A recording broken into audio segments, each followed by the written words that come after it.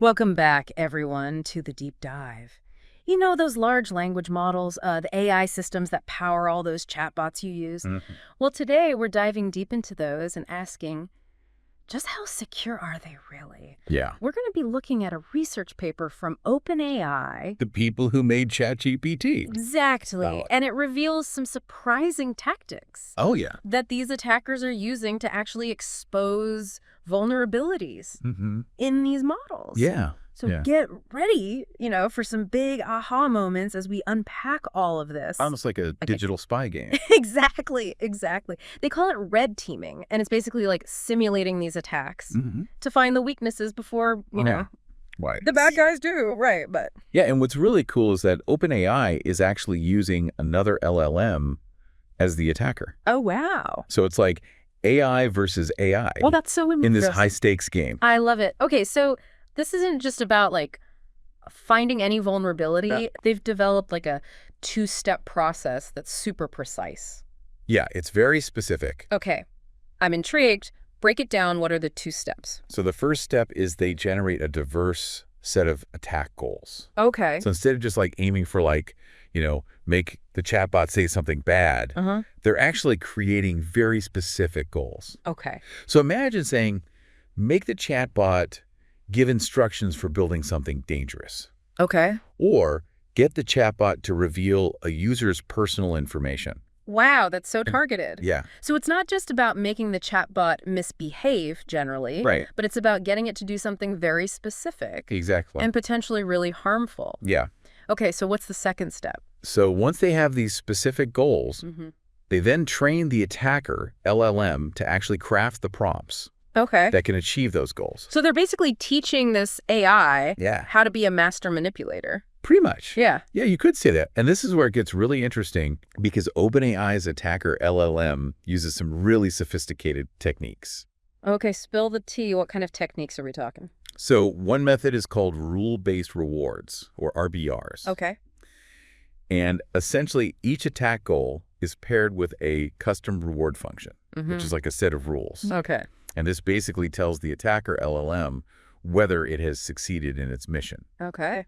So if the goal is to trick the model into giving instructions for a harmful activity, Uh-huh. the attacker gets rewarded when it achieves that. So it's like a points system Yeah. for being sneaky. Pretty much. The more successful the attack, the higher the score. Exactly.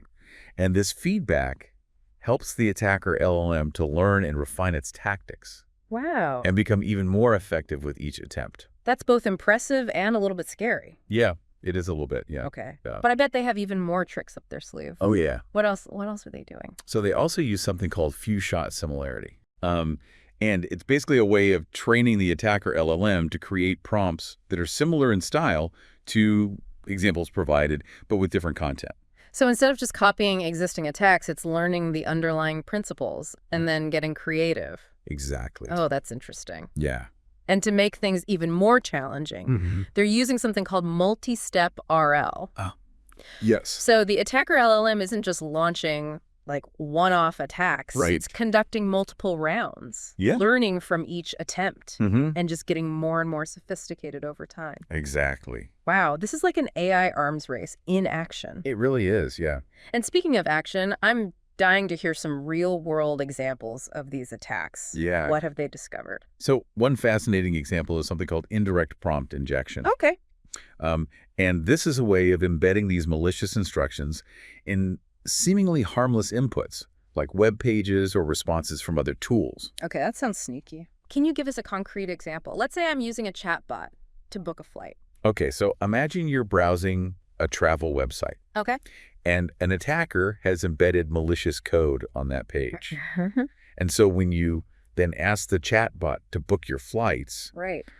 it might unknowingly process that code Right. and end up like booking you on a completely different flight, maybe adding extra fees, or even sending your payment to the attacker. That's terrifying. It's like the chatbot's being hijacked Yeah. without you even realizing. Okay. Okay, what other kinds of attacks are they finding? So another one's called safety jailbreaks. Okay. And this is where red teamers are actually trying to break the chatbot's safety protocols Right. and get it to generate responses that are, harmful, biased, or unsafe. So they're trying to get the chatbot to go rogue. Yeah, pretty much. and violate its own rules. Exactly. And by doing this, they're exposing the model's weaknesses, Mhm. and then that can help developers to create more robust safety measures. It all sounds so complex, but you're explaining it so clearly. Well, thank you. I'm sure our listener is following along and starting to really grasp the implications of all this. But Yeah. before we jump into those broader consequences, are there any other key details or techniques from this OpenAI research that we should highlight? There's one more that's quite interesting. Okay. It's called style diversity. Style diversity. Okay. Essentially, they reward the attacker LLM for using a variety of approaches in its attacks. So it's not just about finding one effective method and sticking with it. It's about being unpredictable and constantly switching things up. Exactly. Kind of like a master criminal who always stays one step ahead of the police. Yeah, pretty much. It makes you wonder just how secure these LLMs really are. Right. I mean, if OpenAI is developing these sophisticated techniques for attacking them, Yeah. what's stopping someone with bad intentions from doing the same thing? That's a great question, and it really highlights the importance of this research. Because by understanding how these models can be attacked, we can actually develop better defenses and make them more resilient. It's like a constant game of cat and mouse. It is. The researchers trying to stay one step ahead of the attackers. Yeah. But what happens if the AI itself becomes the attacker? That's a thought that keeps me up at night. It's a valid concern, Yeah. and as these models become more powerful, it's crucial to ensure that they're aligned with human values and goals. Yeah. And that's why research into AI safety and alignment is so important. All right. We need to make sure these systems are designed to be beneficial and not harmful. I'm curious, what are some of the specific things researchers are doing to make sure these LLMs don't go rogue? So one approach is to carefully curate the data that's used to train these models. Okay. Because if the data is biased or contains harmful content, Yeah. the AI might learn to exhibit those same biases or generate inappropriate outputs. So it's like raising a child. Yeah. You want to make sure they're exposed to positive influences and taught to distinguish right from wrong. Exactly. That's a great analogy. I like that. And just like with children, we need to set boundaries and establish rules. Okay. So developers are working on these techniques to constrain the AI's behavior. Mm-hmm. So this might involve limiting its access to sensitive information All right. or preventing it from generating harmful content. It all sounds incredibly complex. It is, yeah. It's reassuring to know that so many brilliant minds are working on these issues. Mm-hmm. But it also makes you realize just how much we still don't know about AI. Absolutely. Mm. AI is a rapidly evolving field, and we're still in the early stages of understanding its full potential and its limitations. Right. But one thing is clear. Yeah. We need to approach AI development with caution and responsibility. Speaking of responsibility, what are the broader societal implications of all of this? Right. I mean, these LLMs are being used in more and more applications every day. They are, yeah. From chatbots to search engines to even medical diagnosis. Yeah, you're right. And that's why it's so important to have these open and honest conversations about AI safety and ethics. Mm-hmm. We need to make sure these technologies are used for good and not for harm. Right. And transparency is key. You're reminding me of OpenAI's decision to openly publish their red teaming methods. Mm-hmm. What do you think is the significance of that? I think it's incredibly valuable. Yeah. Because by sharing their findings, they're actually encouraging collaboration and helping the entire AI community learn from their work, Right. which is a far cry from that secretive black box approach that some companies take. It's like you're saying, hey, we found some vulnerabilities. Let's work together to fix them and make AI safer for everyone. Exactly. This kind of open collaboration is crucial for building trust in AI and ensuring that it's developed ethically. Okay. So we've talked a lot about the technical details of red teaming and the potential risks of AI. Right. But what does this all mean for the average person? Should we be worried? I think it's important to be aware of the potential risks, but not to be afraid of AI. Okay. The vast majority of AI systems are designed with safety in mind, and developers are constantly working to improve these security measures. That's reassuring to hear, but this whole idea of an AI arms race is still a bit unsettling. It's a legitimate concern, but it also highlights the need for this ongoing research and collaboration.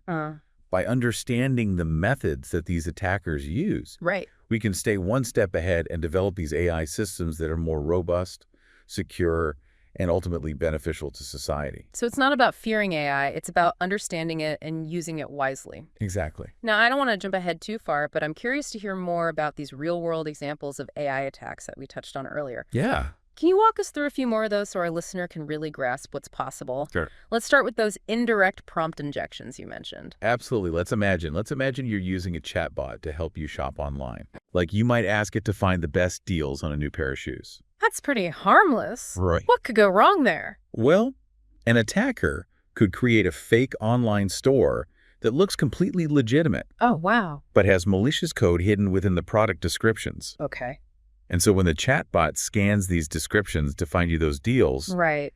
it might unknowingly execute that code. So instead of finding me the best price on shoes, the chatbot could end up sending my credit card information to the attacker? That's one possibility. Or Or it could redirect you to a fake payment page that steals your login credentials. that's scary. Yeah, these indirect prompt injections are incredibly sneaky because they exploit the chatbot's trust in external sources of information. It's like a digital Trojan horse. Mhm. It looks innocent on the outside, but it's carrying a hidden threat. Right. Okay, that's pretty unsettling. What about those safety jailbreaks you mentioned? How do those work in the real world? So let's say you're using a chatbot to write an email. A safety jailbreak might involve tricking the chatbot into including harmful content in that email without even realizing it. So I could be sending out offensive or inappropriate messages without even knowing it. Exactly. Yeah. Attackers might use clever wordplay or exploit the chatbot's understanding of context to sneak in these harmful statements. Oh, wow. And so it's a constant challenge for these developers to stay ahead of these tactics and ensure that the chatbot's outputs are safe and appropriate. It sounds like a never-ending battle. It is, yeah. But I guess that's the nature of cybersecurity, isn't it? It is. Always evolving, always adapting. Exactly. And it really highlights the importance of continuous research, testing, and improvement in the field of AI. Okay, so we've covered a lot of ground here. We have. We've explored the intricacies of red teaming, Mm-hmm. delved into real-world examples of AI attacks, Right. and even pondered the philosophical implications of AI safety. It's been a fascinating journey, to say the least. It has. But I want to leave our listener with one final thought.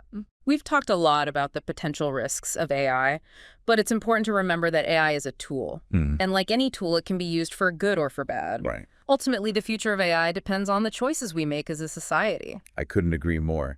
It's up to us to ensure that AI is developed and used responsibly, ethically, and for the benefit of humanity. And that, my friends, is the ultimate takeaway from this deep dive. We hope you've learned something new, gained a fresh perspective, and maybe even been inspired to think more critically about the role of AI in our lives. Until next time, keep exploring, keep questioning, and keep learning.